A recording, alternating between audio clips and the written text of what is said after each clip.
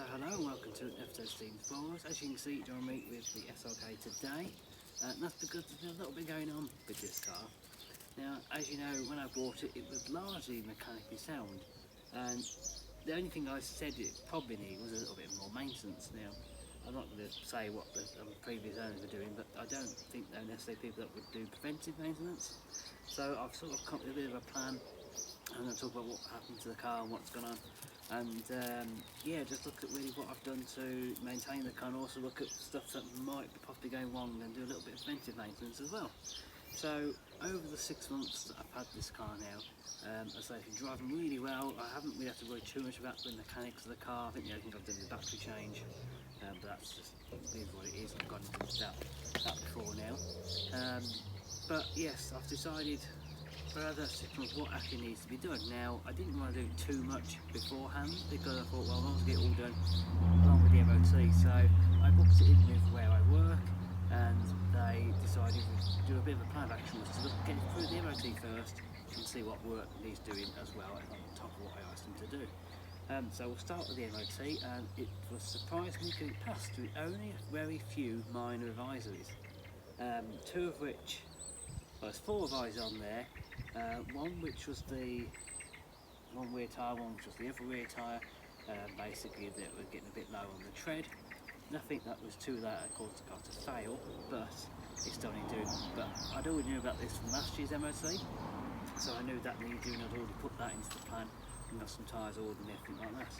The other one, which was a little bit surprise to me, was that a little bit of corrosion again on each side on the brake lines. Now, again, I spoke to the garage about this, so what can we do? Is it serious? And they said it's not actually that serious, it's just a little bit of sort of surface corrosion. So what they've actually done is managed to clean them up, and they've also put a Waxall on there as well. Quite a cheap fix, just a little bit of labour they've charged me for that. So hopefully that should be right when it comes down to next year's MOT. And that was it.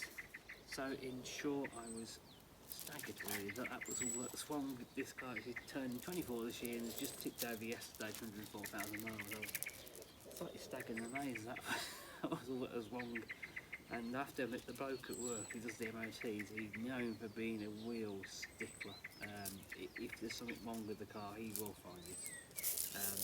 So it just backs up the point that I've made, that I think this car's a really good car. I think it's something I sort of knew when I bought the car, but I think it's just been slowly sort of reinforced. So what else did the garage actually do to the car? Well, they did a fuel filter change. That was looking all right, but they said it, you know, it was all right, they said. So I thought, while we're there, might as well change it. They did an air filter changing, and that looks all right. Oil change and oil filter change as well. Again, that all looked all right. The brake fluid change, that really did need doing. When I bought the car, I actually got inspected over by the garage, and they did say that was one of the things that really needed doing, was the brake fluid change. It was absolutely disgusting, apparently. There's been a number of years since that hasn't been changed, so that got done. I think all in all, that was about it. So I've said the MOT, I've said 2 new rear tyres, and it had as well a little bit of work just to with the rear brake lines as well. The only other problem that I had with this car, which sort of has developed now, which I've done a separate video filming it to tell you all about it, but I'll go into a little bit of detail here. I'm not sure I'm going to put that video out before or after this one. And that was with the car was running quite hot when stationary, and the little light would come up on the dashboard, the coolant light. Now on cars with air conditioning, this is a car with air conditioning, that basically means you've either got a coolant issue. Well, I know the coolant was topped up by the bloke when he actually serviced the car, so that couldn't have been an issue. And I actually took him for a second date I've worked on. I just mentioned it to him, and again he checked the coolant. Yeah, coolant level was fine. He said he did top it up, but it's still at the same level that it topped it up at. So okay, that can't be an issue. The only other thing with air conditioning can also mean an issue with the fan system. So what I basically done, I spoke to the mechanic, and he was looking at it, and he reckoned it was the fan control module. Now again, Mercedes wanted about £200 for this unit, this new one, and that's sort of a lot. That's £200 odd plus VAT, so you probably get it's about £250 for one new. And bearing in mind how much this car cost, I didn't really fancy paying out that much. I'm trying to minimise the bills on this quite a bit, so I ended up sort of saying, well, thank you for diagnosing it, but I'm probably going to source one myself. So I ended up buying a second-hand one on eBay. I fitted it, and now the car seems a lot better. It seems to still get a little bit warm when it's stationary, but it's not getting to the point where it was getting to 100 degrees and the cooling light's coming on. Now it just seems to be getting a little bit warmer than when it's obviously driving down the road, but it doesn't seem to be getting any hotter. It's to a sort of certain level, just over 90, and then that's it. So I'm hoping that's that issue sorted. I did a 120 mile round trip yesterday, and it didn't have any issue with the car at all, so I was quite happy with that. So that's quite a cheap fix, £30 plus postage. The only other thing I've been sort of picking up on, I don't know if this is an issue that's happened since I had the car, or it's always been like this. I can't really quite tell. I haven't done that much driving in this car. And the problem is that when I get over sort of 3,000 revs, the car really feels quite flat. It's quite quick up to sort of 3,000 revs. Anything over that, then it just feels a little flat. Just not really what you quite expect. So I spoke to the guy at work when he was servicing the car, and he said possibly it might be the mass airflow sensor. As with the fan control units, that's one of the things that's become faults on these cars. And he's worked on the cars for quite a few years, so he knows sort of all the common faults and common areas for failure. So he said might possibly be worth doing that. I have also got a code read, I'm going to probably plug that in, but that'll be a whole separate video on that. I'll try and see what we're going to do with that one. Might possibly look at the codes, and might possibly look at placing the mass airflow sensor as well. So it's been a really mechanical one from this car. The bodywork is still looking really good. I haven't done anything else to the bodywork.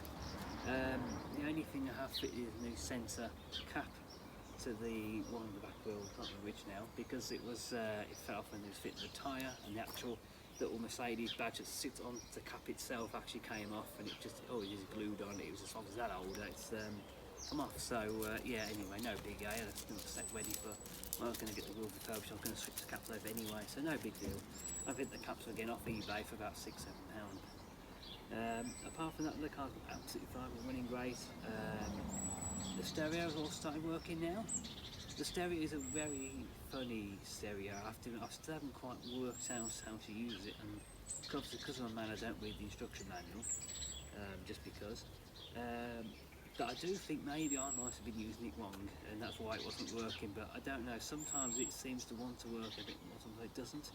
I thought there was a one volume button was actually the power switch. It turns out it isn't. There's a separate button for it. It's like a standby button. So you turn it on, all lights up, and you turn it, put it on standby. You don't actually turn it on standby, and the little standby light comes up, and then it goes off.